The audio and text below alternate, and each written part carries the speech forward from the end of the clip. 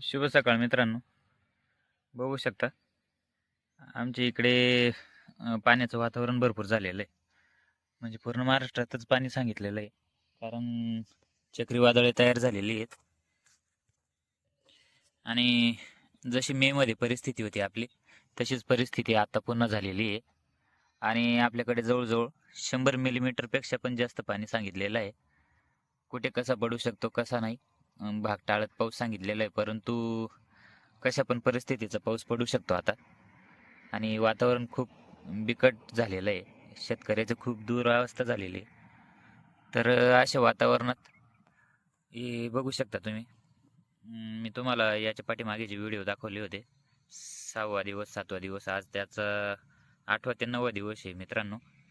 आणि अजून ओळे पाहिजे तसं म्हणजे पूर्ण सरळ नाही आहे.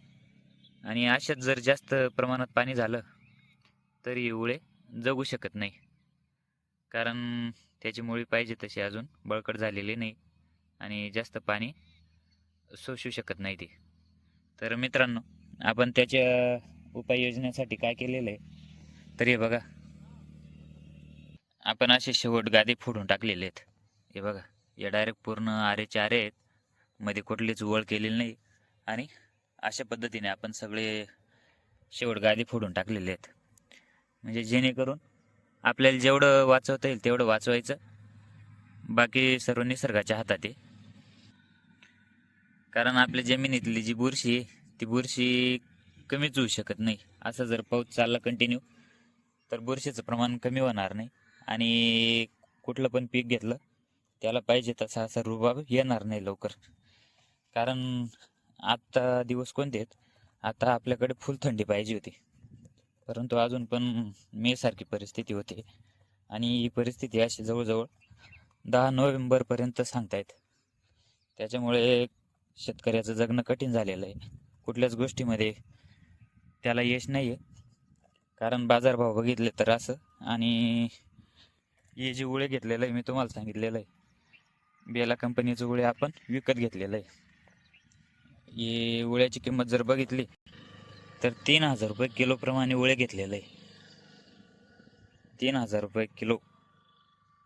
आणि आपल्याला ती किंमत तेव्हाच कळते ज्यावेळी विकत घ्यायची वेळ येते. ज्यावेळी घरचं असतं त्यावेळी आपल्याला त्याची किंमत कधीच कळणार नाही. आणि आता इतकी वाईट परिस्थिती आहे. आपले जे लाल कांदे होते त्यांचं पण तसं. आणि उन्हाळा रोप घेतलं म्हणजे बियाणं घेतलं ते टाकलं, आता ती पण परिस्थिती तशीच होत चाललेली आहे. कारण असा सततचा पाऊस जर चालला तर शेतकऱ्याचं जगणं कठीण आहे. आणि थंडीशिवाय आपल्याला पण माहिती आहे की थंडीशिवाय कुठलीच मजा नाही शेतकऱ्याला शेती करण्यामध्ये. त्याच्यामुळे मित्रांनो, जेणेकरून जेवढ्या उपाययोजना करता येतील तेवढं करा आणि पाणी कमी भरत चला आता. तर धन्यवाद मित्रांनो. बघू शकता ही अशी परिस्थिती उळ्याची. उळे चांगलं आहे अजून, परंतु जास्त प्रमाणात पाणी झालं तर परिस्थिती वाईट होईल. मित्रांनो, आपल्या चॅनलला सबस्क्राईब करा आणि लाईक करा, कमेंट करा. धन्यवाद मित्रांनो.